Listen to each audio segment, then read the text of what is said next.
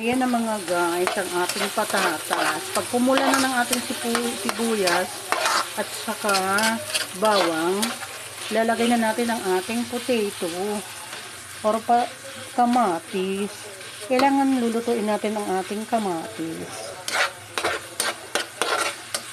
Pwede rin hindi na tayo gagamit ng mga tomatoes.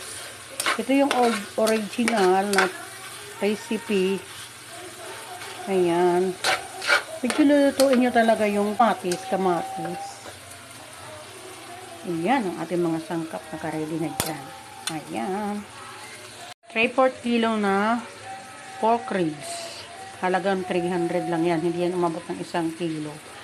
Ayan. Isang pirasong patatas na malaki. At saka isang carrots.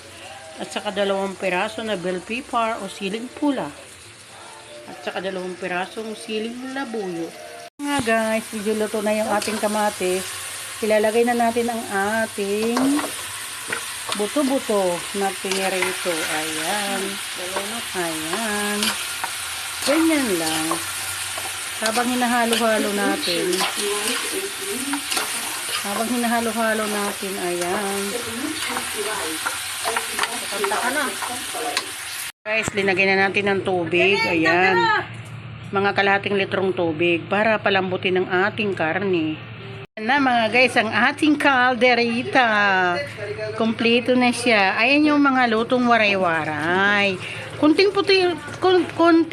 tomato sauce lang ha. Kasi hindi rin maganda yung maraming preservatives. May kamatis yan, maraming kamatis, 5 piraso. Ayan ang ating calderita. Pag kalderita, kailangan maanghang. Ayan. Hindi. Ako na magpatagay. Ayan. Yummy, yummy, yummy. Let's go. Kain-kain na tayo. Ayan na mga guys, ang ating calderita. Calderitang buto-buto. Ayan. Ang yummy, yummy. Charap-charap. Lutong bahay ni Nits Waray-Waray. Natutunan nyo na mga guys yung lutong bahay.